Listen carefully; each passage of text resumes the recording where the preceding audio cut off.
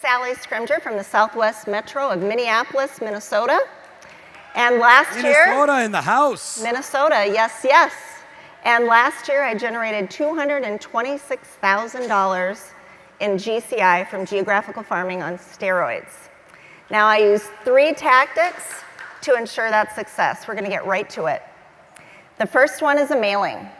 And it's not just mailing to any house. You wanna make sure that you are doing your homework. So every year, I'm going to the MLS and I'm looking at the neighborhoods that I'm seeing turnover in. You don't want to mail to that neighborhood that is a brand new development. Generally, I am using a farm area that's maybe 3 to 8 years old because that's where I'm going to see the most productivity. From there, excuse me, I am mailing out 4,000 cards every month. Water boy. Water, thank you. So those 4,000 cards go out just automatic. I don't even touch them. Thank you. And so those cards are going out to sellers, and on that postcard, it's basically giving the seller or the owner an opportunity to get a home evaluation. There's a key code on that card, and once they go to the website, they are invited to put that key code in, and their information is captured. Now that's very important because once it is captured, that information is sent to me and I'm identified, or they're identified to me. And so once that information is identified, we take action. And I'm getting anywhere from 8 to 20 leads a month. Who wants leads in a market like we're in right now? Show of hands. I mean, the market right now is so down in listing inventory that I can't tell you how important this is for us. And I'm partnering with the lender on this, and I'm only paying $1,200 a month for 4,000 cards.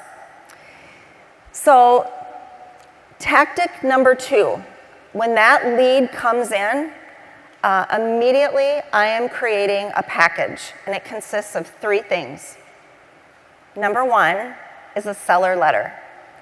In that letter, it's very important you put their name, their address, and the third thing is mention their development or their community name in the letter, making it more specific to them. It really makes a difference.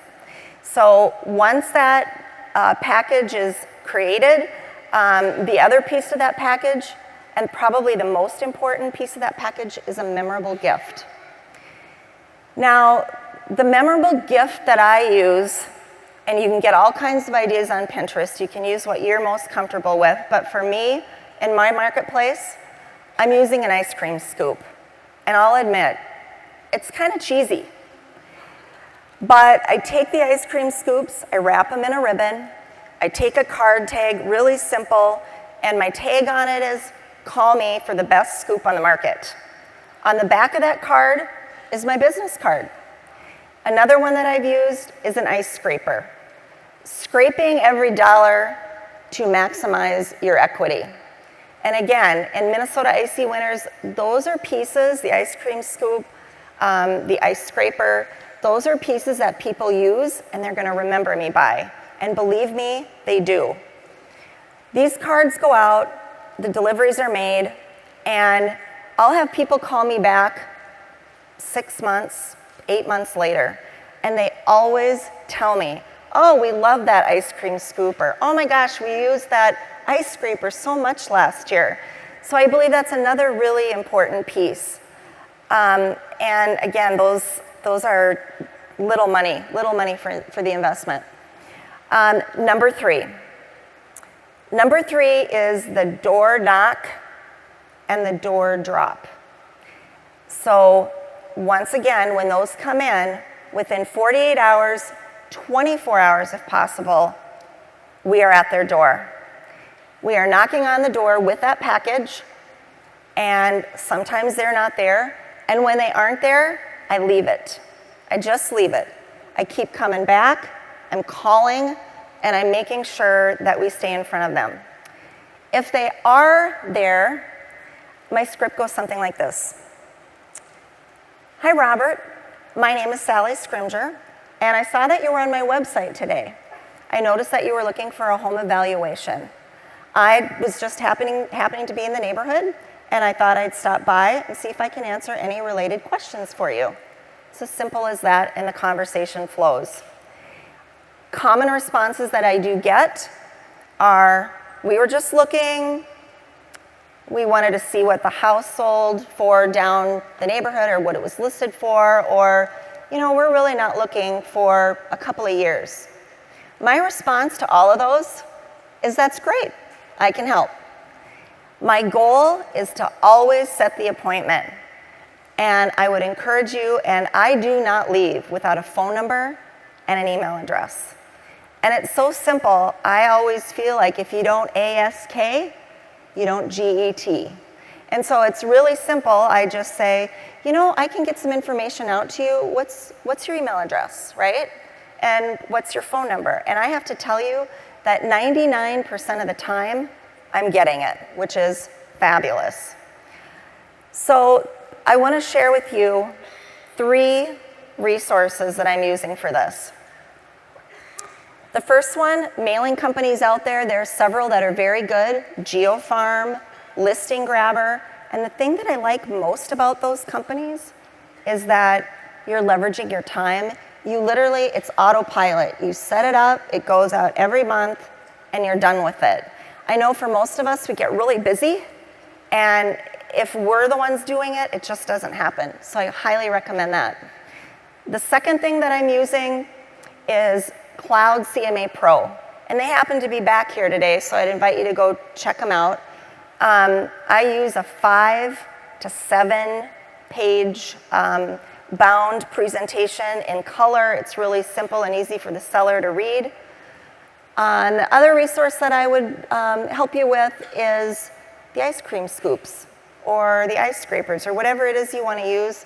Again, Pinterest is a great place to find the right door drop that might work for you. But I buy those from Amazon, and they are anywhere from $5 to $11 a piece. So super good. The other thing that I want to tell you is that these people that are picking up that card, they have to go to their computer, they have to put in the key code. Those people aren't just looking. I mean, there's something going on in their head. And I tell you what, don't ever, if you decide to do this or you're doing it, don't take it for granted. You don't want your competition to get that listing. So you need to be persistent, you need to be calling, you need to be going back to them. In closing, I'm just going to tell you that door knocking can create a lot of fear. And it certainly did in me. But I'm going to tell you something. My why is bigger than my fear. And I'm willing to do whatever it takes because I have a big why. So that story that I'm going to tell you is that the first door that I knocked on, his name was James Peterson. I'll never forget him. I had practiced and practiced for this door knocking. I had it down. I was like ready to crush it, right? And I went to his house, knocked on the door, and he answered.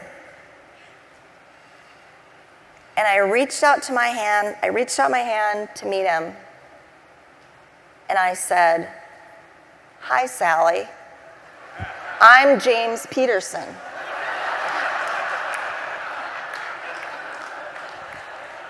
Let me tell you what, it was like an out-of-body experience. I was just like, what?